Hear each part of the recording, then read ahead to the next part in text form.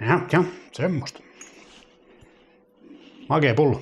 Tervehdys ja tervetuloa Territory-filmsin kanavalle tänne juomaosaston puolelle. Kiitos siitä. Ja tällä kertaa tutustutaan tällaiseen alkoholiin kuin Genever, lausutaan Jillä siellä, mistä tää on kotosi, eli Alankomaista. En ole muistaakseni elämässäni koskaan maistanut Geneveriä. Ja tämähän on siis Ginin esi-isä. Gini on tästä lähtöisin. Mutta tää tuli ensin ja sitten oli Gini. Ja sanotaan myös, että tämä on kuulemma viskin ja Ginin välimaastossa. Tämähän on ikivanha tuote. Tää on tuolta 1500-luvulta tuosta lähtien. Joo, tää on tosiaan jo tuolta ainakin 1500-luvulta lähtöisin nimenomaan Alankomaista, eli Hollannista. Hollantihan on vain 2 maakuntaa Alankomaissa, jossa on yhteensä 12 maakuntaa. Sellaista. Sain tosiaan kaverilta ostettua hyvään hintaan tätä ja sitten ostin myös samallani belgialaista single malt whiskiä, mutta tähän tutustutaan sitten joku toinen kerta. Nyt tutustutaan Geneveriin. Ja näitähän on 2 lajia, näitä on vanhaa Geneveriä ja uutta Geneveriä. Uusi Geneveri on toisen maailmansodan jälkeen kehitetty tästä. Se on vaalea, muistuttaa pikemminkin viskejä ja Giniä. Ja sitten on tämä vanha Genever, joka on tehty perinteisellä menetelmällä. Tähän tulee siis mallastettua ohraa, ruista ja maissia. Ja sitten viimeisessä tislaamisvaiheessa sinne lisätään katajamarja, koska Genever tarkoittaa niin, alankomaan kielellä, tai en tiedä onko se flaamin kieli, niin tarkoittaa katajamarja. Maistetaan nyt. Mä oon lässyttänyt taas ihan hirveästi. Maistetaan nyt sitten tätä tavaraa. En ole tosiaan koskaan ennen maistanut. Tuoksu on hyvin liköörimäinen. Hyvin semmonen interesting. Ja kuulemma tämä nautitaan siellä paikan päällä Alankomaissa ja Belgiassa ja osissa koillis Ranskaa niin, että tämmönen shottilasi kaadetaan täyteen. Elikkä se piri pintaan. Noin. Ja ensimmäinen hörppy kuulemma otetaan niin, ettei lasin kosketa. Tehdään nyt niinku perinteisiin kuuluu ja siitä sitten. No, kops. Mikki perään. Nosta mikkiä.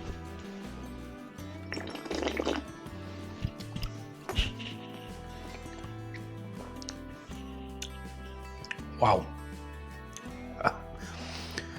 Wow. Siellä on vähän semmoista kotipolttosta makua tuossa taustalla mun mielestä. Ja on kyllä makuja, herranen aika.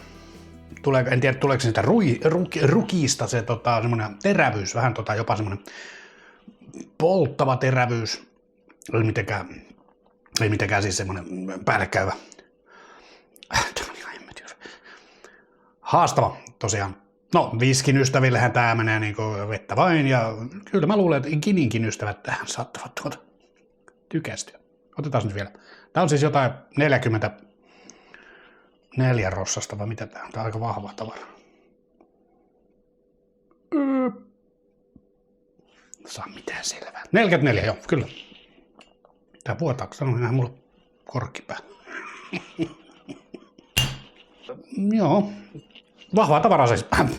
Sitten vielä maistetaan.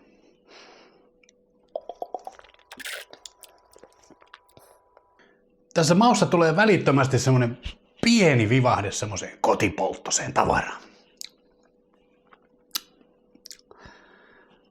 Se on vähän semmonen niinku raamakuinen. Varsin mainio. Ja tähän sitten pitäisi joku drinkki tehdä, ja te jo tiedättekin mikä sen drinkin nimi on, koska se oli siellä thumbnailissa. Hitto, mä otan tästä vielä. Kyllä, mä tykkään tästä. Ja miksi tätä sanotaan sitten Ginin esi-isäksi? No, sehän johtuu siitä, että 1500-luvun, 1600-luvun aikana niin Alankomaat soti Espanjaa vastaan. Se sota oli, sitä sanottiin 80-vuotissodaksi. 80 vuotta siis tappelivat siellä.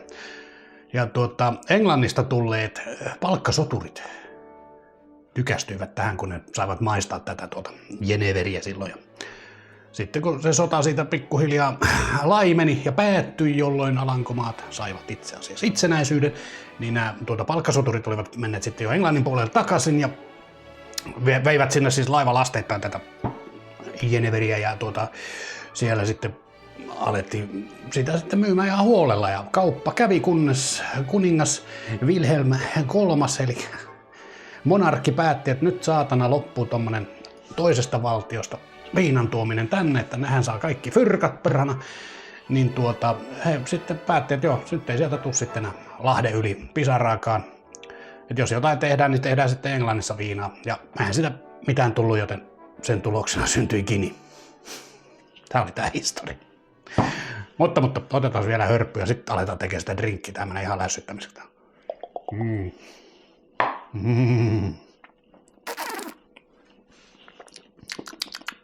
Ja mulle tulee tästä vielä vähän niin kuin Italian krappa. Siellä on vähän samaa siellä pohjalla semmoinen, no niin, kotipoltto.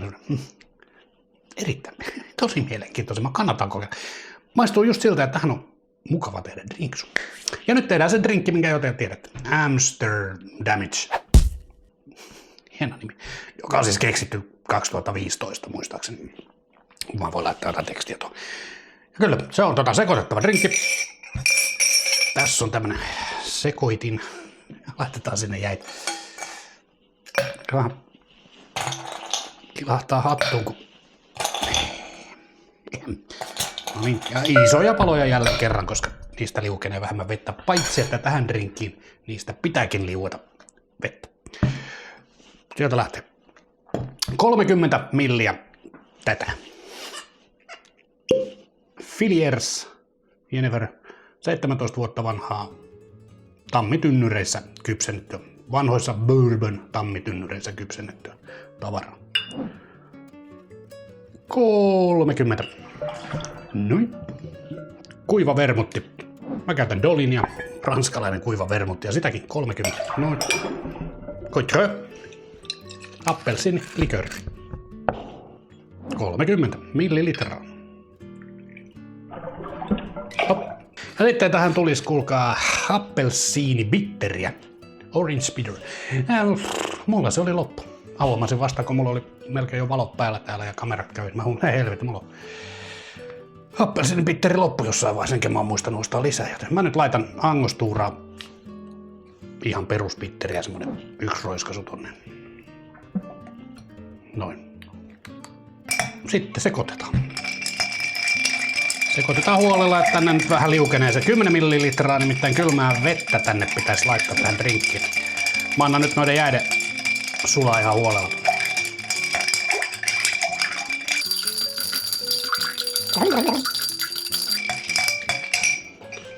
Haetaanpa se kupeelasi. Pakkasesta kylmä kupeelasi.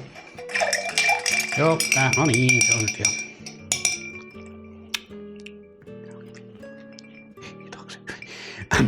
No niin.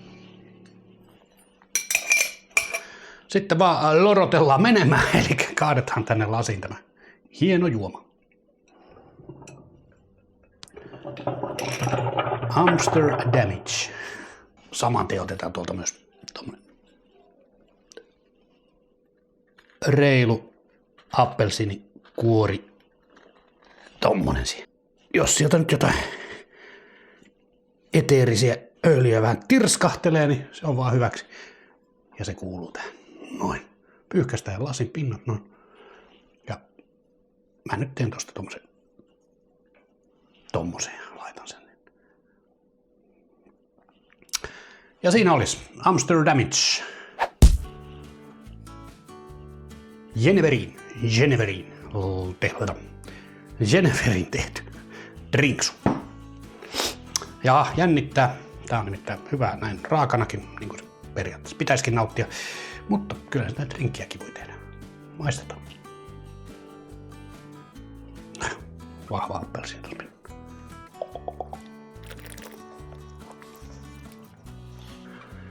Hyvänen aikaisen.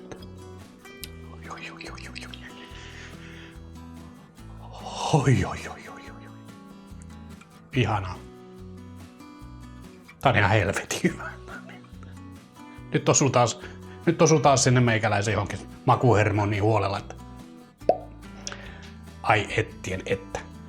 Tää on just niitä drinkkejä, mistä meikäläinen dikkaa. Voi hyvän aika.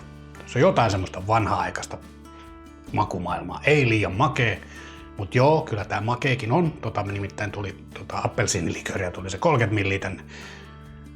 Mutta toi vermuti ja ton Geneverin semmonen, ne siellä halailee toisiaan. Ai hyvän aika. Että sen. Nyt lähestytään, kuulkaa jo 5 tähteä. Nyt ollaan lähellä. Tää on nimittäin oikeasti niin. Ei nyt ihan, mutta nyt ollaan siellä ihan kärkikohinoissa. Kyllä, erinomainen tuote. Suosittelen kokeilemaan. Siihen kannattaa tutustua sillä ajan kanssa. Antaa sille mahdollisuus, koska tää on oikeasti hyvä tavara. Siinä oli tämänkertainen video. Wow. Seuraavaan kertaan, eli juokaa hyvin. Ai. Ainakin on niin auki saatana nyt. Ja sitten on taas tää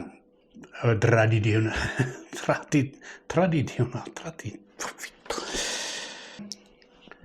Meinasin maistaa tuosta sormesta, saman tien en maista.